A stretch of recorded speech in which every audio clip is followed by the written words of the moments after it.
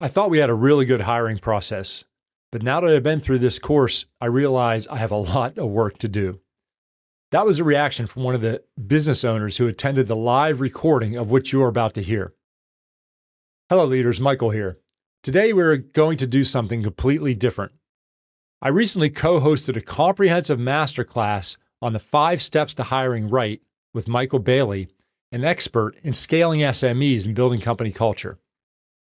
The content was so valuable and actionable that we decided to release the entire thing right here on the podcast, and we split it up into 3 parts so you can digest it properly.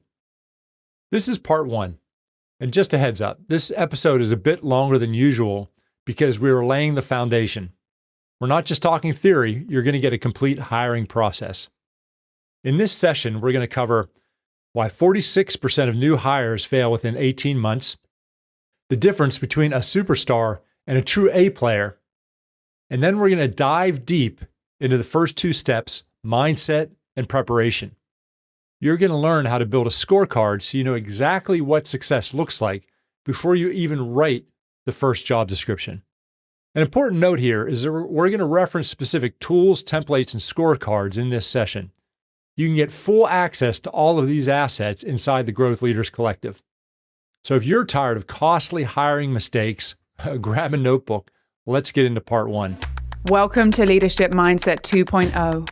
Practical neuroscience and psychology to transform you from a tactical doer into a strategic leader.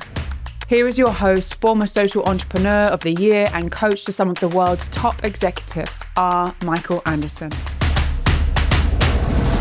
Welcome, everybody. Welcome to the 5 steps to hiring right.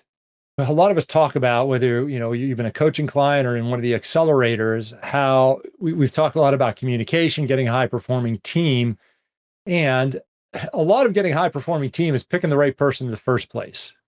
And hiring is such a key skill and tool and process, and a lot of times we can keep ourselves out of problems by spending more time on hiring and doing it properly.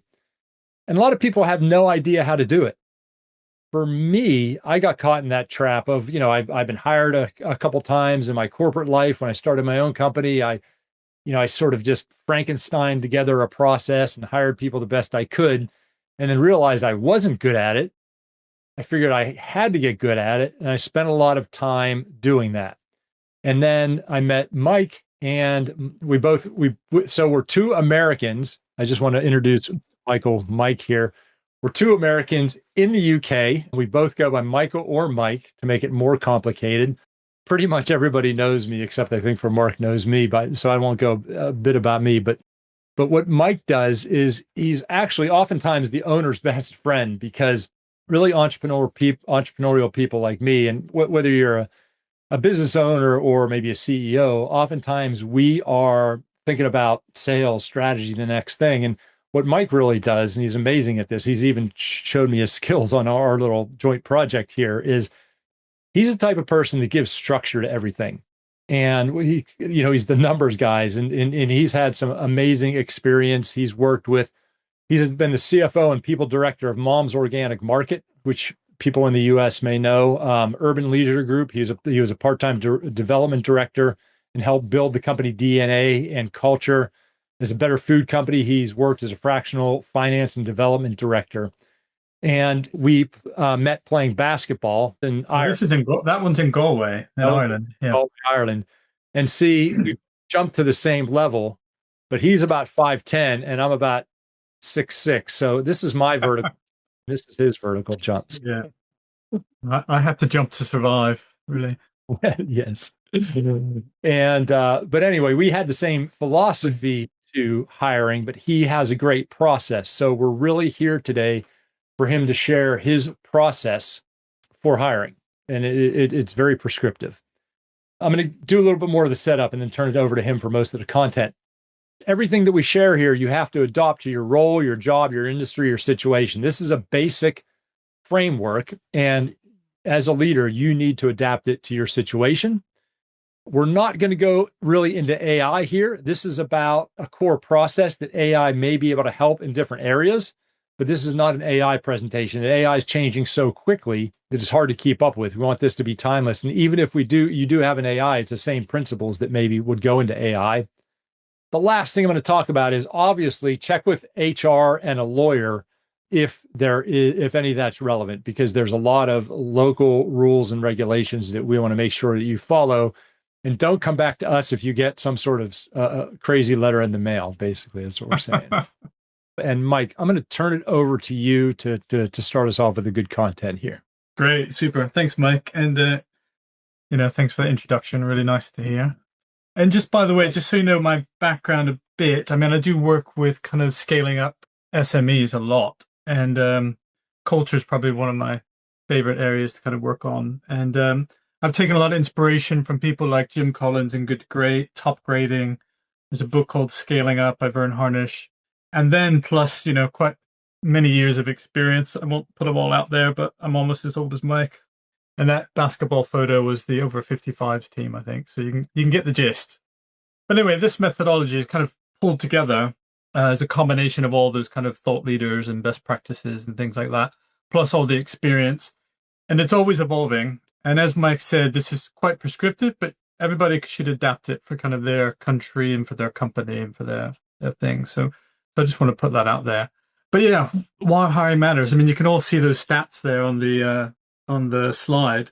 But I guess the key one is that they all pretty much suck. I mean, it's pretty poor, the averages. If you say, okay, well, it's a 50-50 game, whether I get a person who's even going to stay for 18 months, the other 50%, some of them might be good, some might be awful. So it's not a really good game the way that people are doing it currently.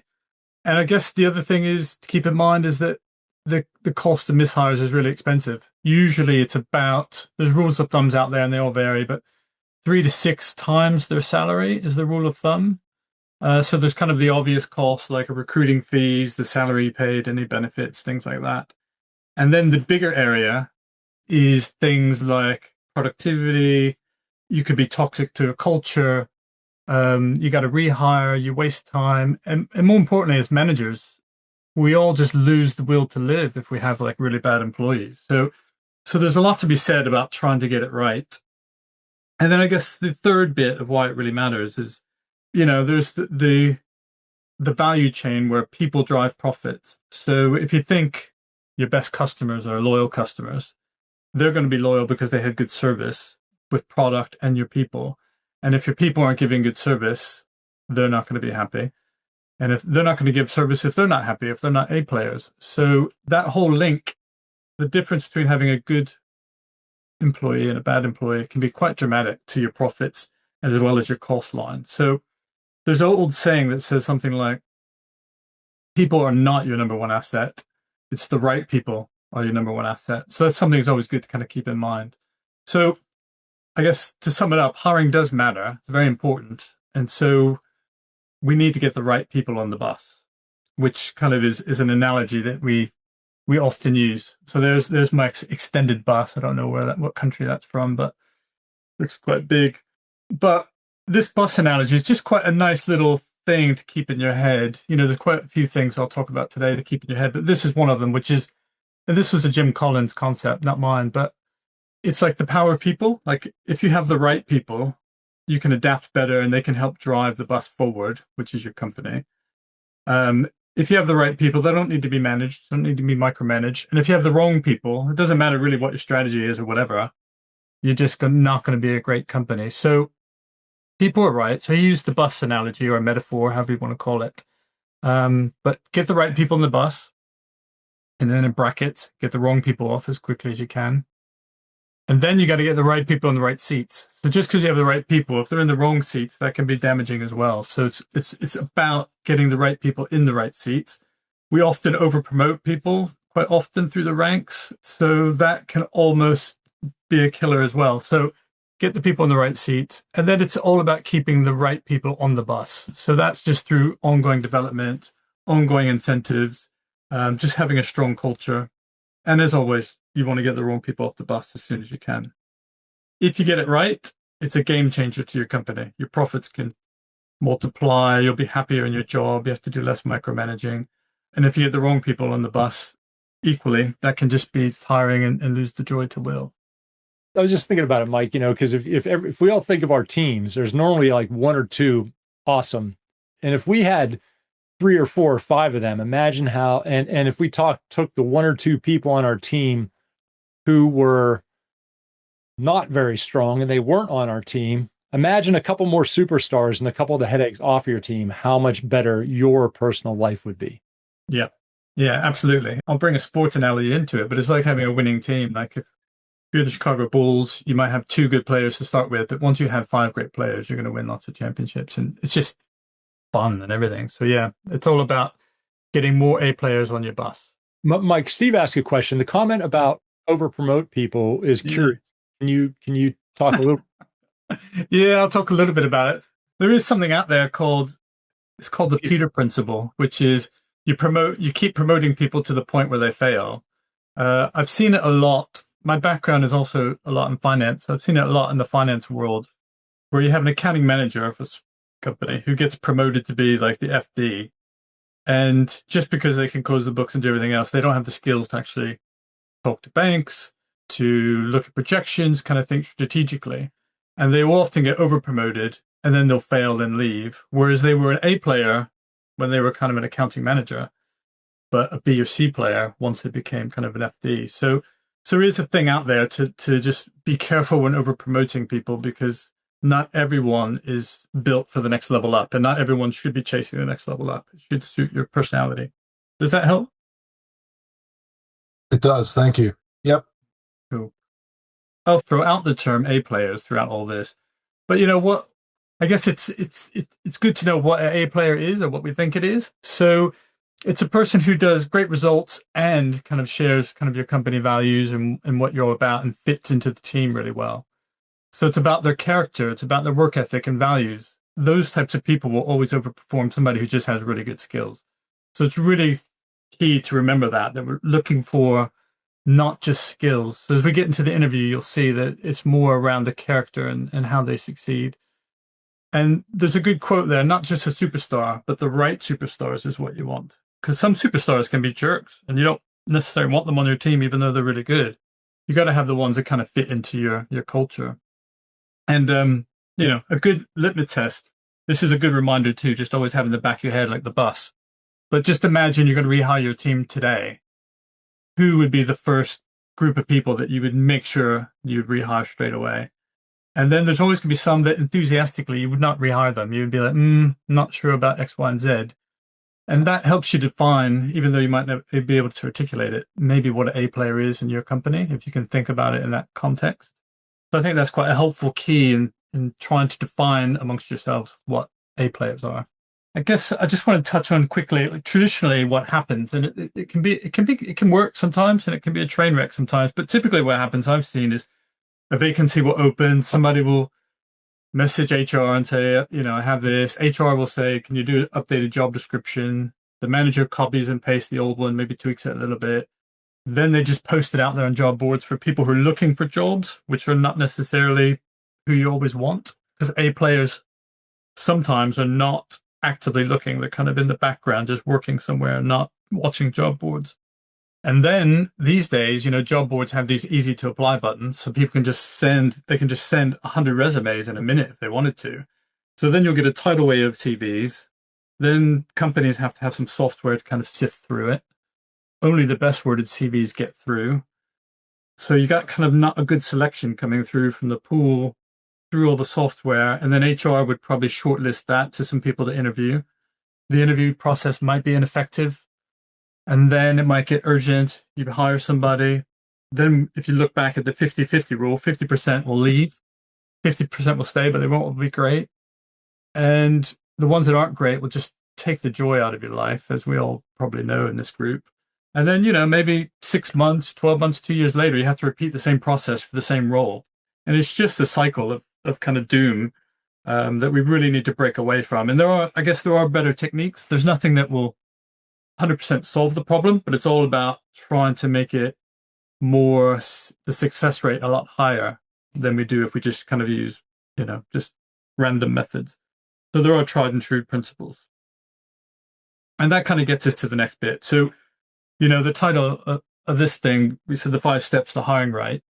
I guess before I'll read through the list, but there's mindset, just kind of getting your mind right, preparing for jobs. There's lots to do before you start, how you source, and the interviews is the bit I really enjoy the most. So we'll try to spend a little bit more time there because I think that's the most important bit, the most helpful bit. And then there's kind of locking in, making the offer, making sure they get to the start date and things like that. But I guess what I want to say about this is there is a better way. Real quick, Mike, real quick. Yeah. We're going to get to mindset in a second, but Mike's going to share one or two things. But you think of hiring. If I say, okay, you have to hire somebody, write down in the chat as Mike's going through this next part before we get to mindset, because I wanted popping in right when we do that. What do you feel? Like if I say, okay, you got to hire something, what's your emotion? How do you feel? So just type that in and Mike's going to, so we have it right when we start the next Just our initial reaction, like visceral reaction to that, Mike? Yeah, exactly. Yes. Okay, I'll read, although I enjoy reading the chats more than thinking about the slides. But so there is a better way. And so there's some methodologies we'll go through today, which are tried and tested. And there's research that shows if you do it structured and properly, you're going to be twice as well, get to know the candidates, twice as effective. You're going to reduce turnover.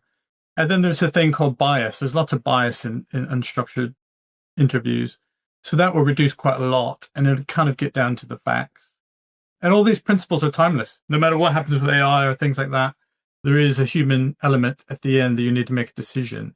So these principles, in my opinion, I think are timeless. So I guess with that note, I was going to say, let's dig into the 5 steps. But Mike, I don't know if you want to go through some of the chat. I think there's arguments in the chat of Helena. I don't know about Helena. Are you really that excited when you're going to hire? Okay. No, it's just hiring in the arts world is just really a different thing because it goes almost only by recommendation. Right. Gotcha.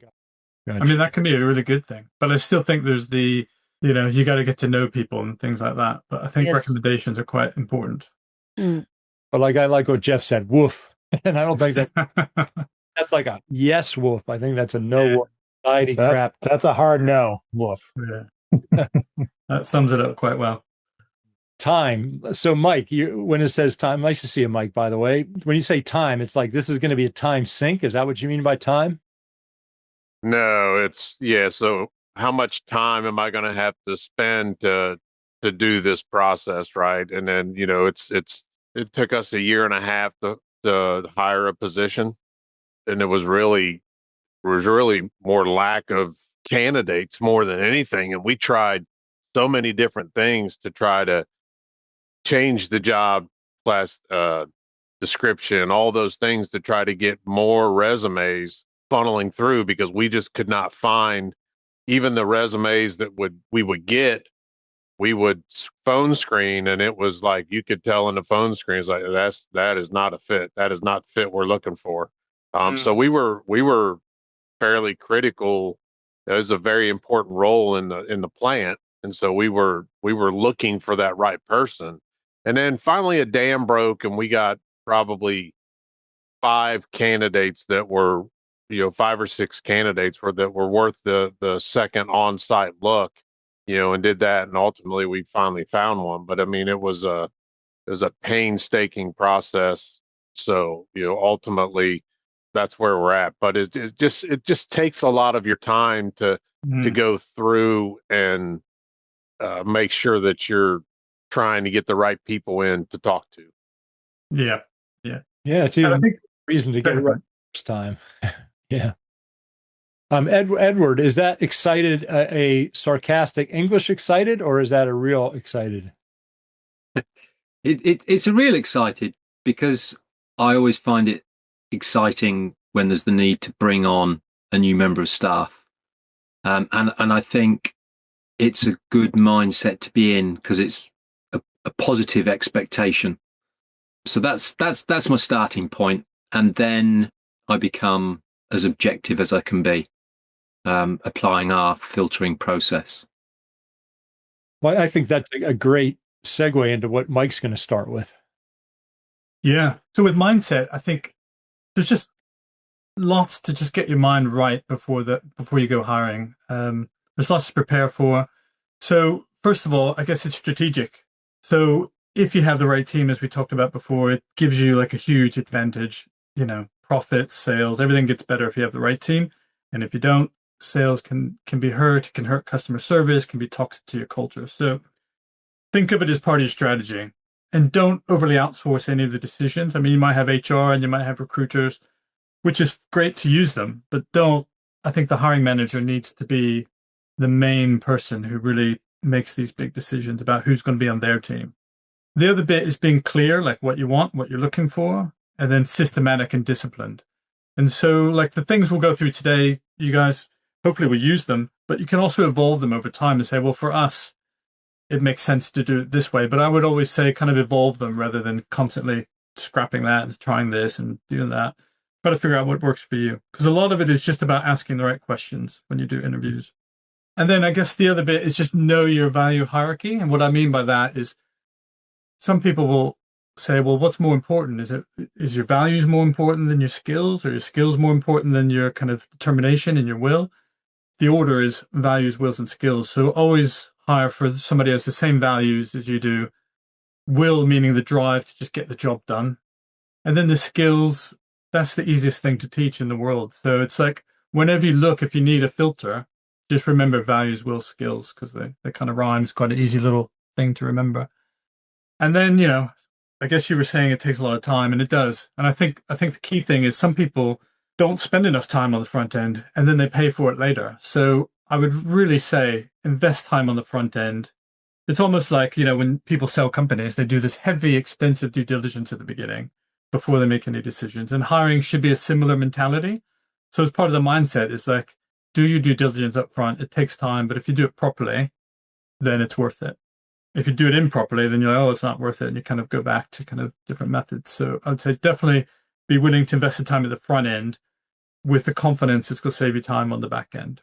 And then throughout all of this, just remember, like, you don't overly have to sell your company. I mean, you do, but the process of like taking your time, really getting to know people, making sure they fit in your culture, having longer interviews, which we'll talk about in a minute, just shows the candidates that, A, you have a great team, you really care about who's joining the company, and you really care about learning more about them. So the process should be a selling point for your business. Because at the end of the day, I mean, we'll call them A players, somebody who's an A player wants to be on a winning team. And so they're going to find that attractive. So just keep in mind that the whole process of being a bit more diligent, a bit more systematic is not a turn off to people. It's actually a turn on to the right people. And in addition, you do have to highlight the advantages of your company. Every little step of the way should be something about the benefit to them, or like your values, your culture, your vision that they're either going to be attracted to or turn off on. So it's your job to highlight that, so that each step of this should have something to make sure this is an attractive thing for them. Yeah, absolutely. Yeah, we do become salespeople, Mike. Exactly. Yeah. By the way, I work for a company called, no, just kidding. So mindset, I guess the first bullet there is avoiding the paradox of application. So I don't know if you've ever heard of that, but basically it means you know what you need to do, but when it comes in practice, you actually don't do it. So there's a paradox there of like, you know what you should be doing, but you don't actually do it. And interviews is kind of like that. Like, I know I should be spending all this time and do it properly, but you don't always do it. So that's called the paradox of application. So we need to avoid that. So just remember to be systematic and disciplined with whatever structure you have. Be consistent and disciplined about it. So that's what that point is. And that'll rear its head as we talk in a little while later.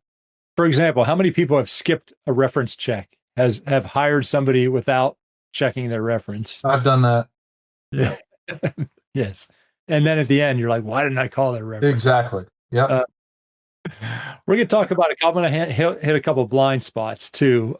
Here is blind spots that people have in the hiring process. You just want to fill the role. I get it. If somebody quits or is fired or whatever it is, you have this hole, and your whole team is like, when are we going to get a new production manager? When are we get this queue? When are we going to get because they feel the pain. I know, but it's your job to be patient. It's your job to figure out things. One of the worst things you can do is just give in and bring somebody on just to fill the role. There's so many problems with that. You're going to piss everybody off in the long term. Then you're stuck with somebody you don't like, etc. So don't dig in and say you're not going to hire somebody until you have the right person. Business owners, this is, yeah, exactly, Susan. And business owners, do not hire somebody like you, especially. I know a couple of you, I know, like, for example, Susan, people like you and I, Susan, us D's, we don't want a bunch of D's running around because we're all going to kill each other. So what the funny thing is, as leaders, oftentimes we're like, oh, I really get along with this person. They really like me. You don't need somebody like you. You need somebody to complement you. So if you're really analytical, you don't need somebody else analytical. You need somebody else relationship driven, which messes with your intuition, right? Because you're like, oh, I don't really jive with them. Yeah, that's good because they're going to balance you out. So be careful. That's a trap. We talk about not enough upfront planning and time investment, like Mike says. Yeah, you don't want to wing it with gut instinct. You do want to follow your intuition, which we'll talk about later, but you don't want to do the whole thing. Intuition's a small tool, a small but massively important tool we're going to talk about later. But you want to follow the process, and intuition has a little bit of has a really important part of it. And I think Mike has some good voodoo stories for us too. Well, it was just a term that you pick up over the years in this space of like people using voodoo methods for interviews, and just some examples might be the hiring manager says, "I can just read people as soon as they walk in the room. I know." Okay, well, that's a bad technique to use. Or one might be spending an interview just talking about basketball or a hobby. It's like, oh, you play basketball? I play basketball. Oh, he must be a great guy. Let's bring him on board. There's always trick questions. I've been in one interview this many years ago for an FD role.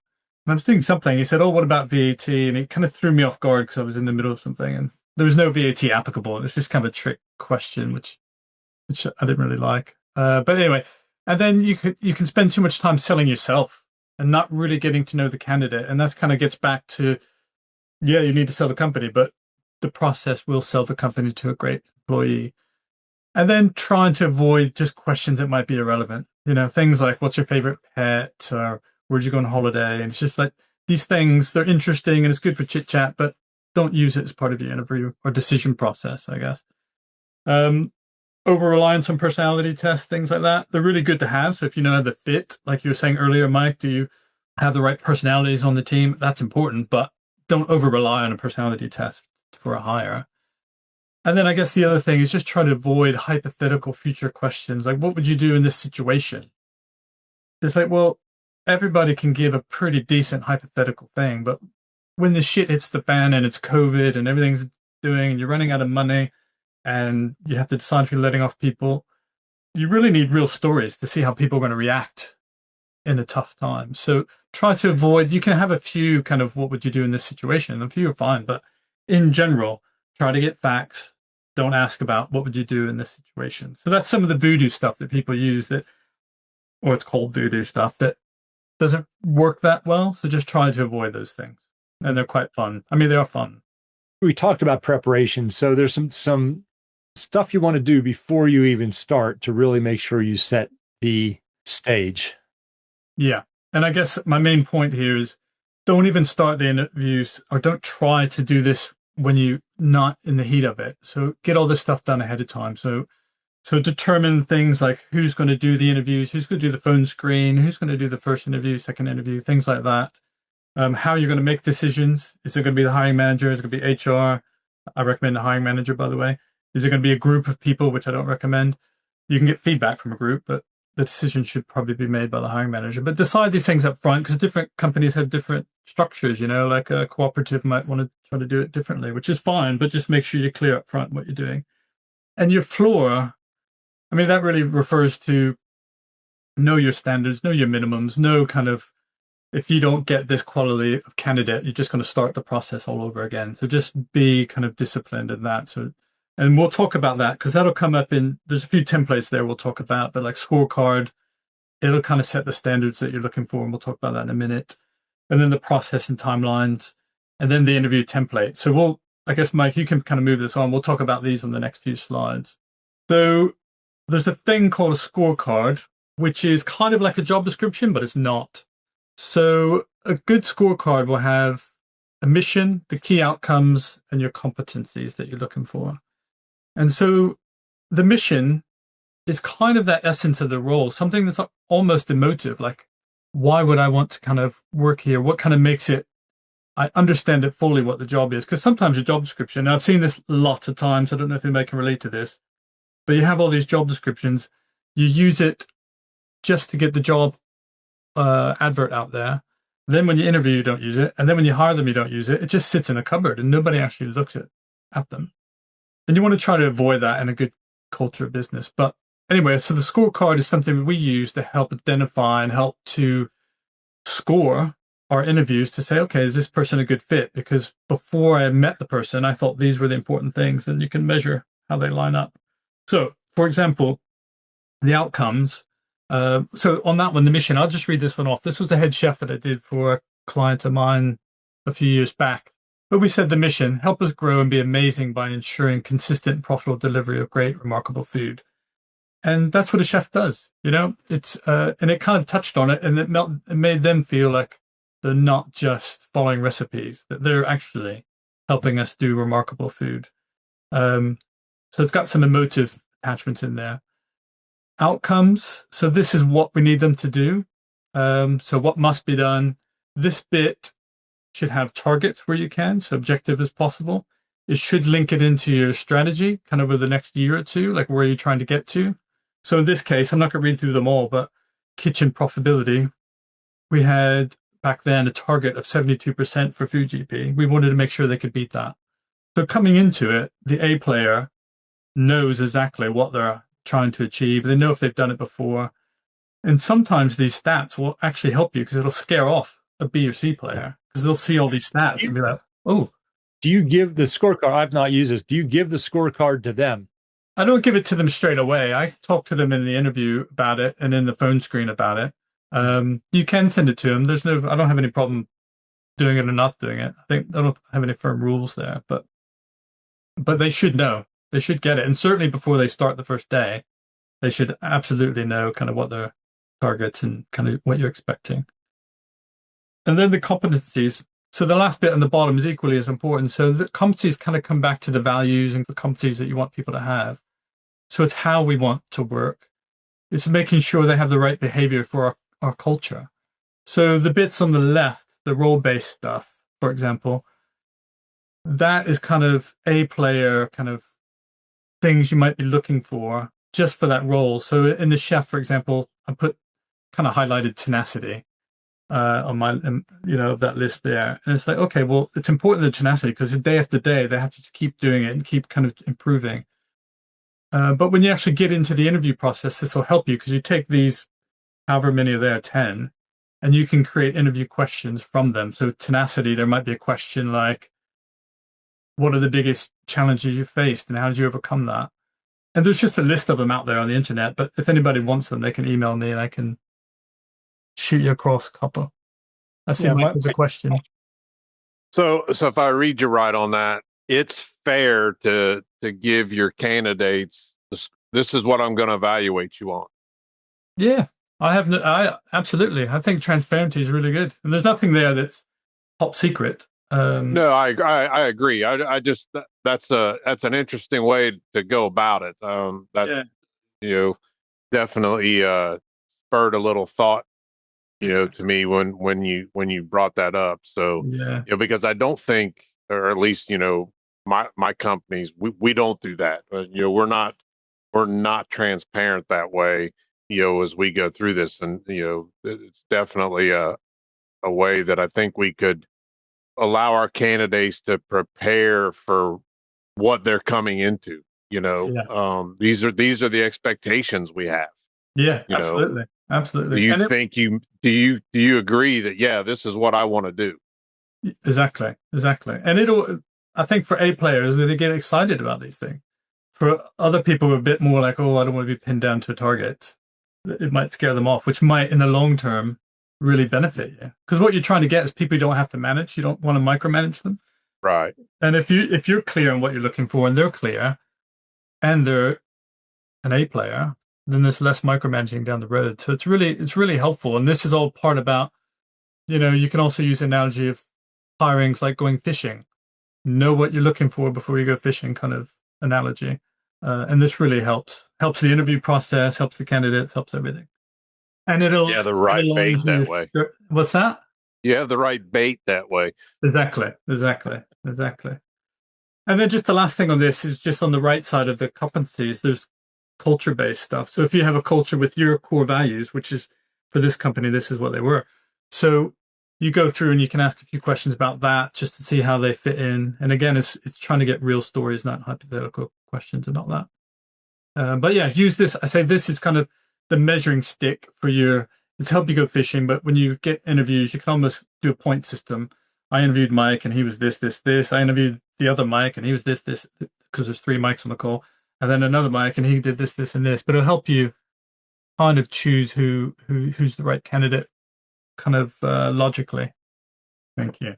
So yeah, so this again, this is just a template example. Not everybody needs to copy it, but it'll be on the slides that I guess we're sharing afterwards or whatever. But the main point here is not to necessarily copy this, but it's to have a process drawn out ahead of time to say, when we have an open job position, for example, on this one, as soon as possible. So the key thing is somebody resigns. You say, oh, great, I'm really sorry to hear that. I hope you're doing well, blah, blah, blah. Once that conversation's finished, close the door, call HR, say, we need to get a job advert out now, because speed is vital here. So you want to get somebody in. You don't want to have downtime. If you can get them in while the other person is still there, then you never have an empty seat and stress about that. So speed is key, and trying to get it as quickly as possible is good. So if you have it up front, so as soon as you hear about an opening, call HR, confirm all the particulars on the next day. Within the next day, HR should say, is this what you're looking for? Here's the job scorecard. Here's this, that, and the other. And then you have a couple of weeks to interview, to get CVs or resumes through the door and through some other sources, referrals, do some networking. And then week 3, hopefully you can vet that down to 10, and then to 3 to 5 through a phone screen. Then a week of interviewing, and then quickly, by that time, you have your scorecard. Hopefully you've entered 3 to 5 candidates in a really systematic way. You're ready to make the offer probably the next day. You just need probably a day to kind of reflect on it. And then you make the offer. So if you have it all timed out, you can really kind of move with speed. And I think partly that's the frustration with lots of people is it goes slow. You're a bit in a denial. Maybe you ask the candidate, you sure you want to leave? What if we offer you more money? Even if you do have that conversation, which is fine, still get the ball rolling on the other side, just so that you don't lose any time. So before a vacancy, you can map all this stuff out. And then once it opens, you can just move quick. And I guess the other thing is, just the other point I want to make here is once you kind of at that day 1, day 2, confirm particulars, the bottom bit is to lock in everybody's diaries. So the process. And week 4, I want to have interviews with, maybe the MD and the FD or whatever, lock in their diaries straight away so that you've blocked it out. And you can tell all the candidates, and the candidates love this. If you say, oh, apply by this date, closes on this date, screening on this day, they know exactly where they're going. There's no kind of ambiguity. Everybody's happy. And again, lack of speed would just kill deals. So it's really helpful to kind of have a process up front. And you can use this template and modify it and add stuff to it, whatever. But it's just a little visual to say, have this before you get started. All right, that wraps up part 1 of our hiring masterclass. Now that you have your mindset right and you've done the preparation, you have your timeline locked in, your scorecards built, the next logical question is, where do you find these A players? You're not going to want to miss the next episode. In part 2, Michael Bailey and I break down the next 2 steps, sourcing and the interview. We're going to talk about the virtual bench, why job boards are often a trap, and how to go fishing in the right ponds to find candidates who aren't even looking for a job. And then we're going to dig deep into the all-important interview process. If you want the templates and a job scorecard we discussed today, head over to the Growth Leaders Collective. And if you want to reach out to Michael Bailey directly for consulting on your hiring strategy, his contact info is waiting for you in the show notes. I'll see you in part 2.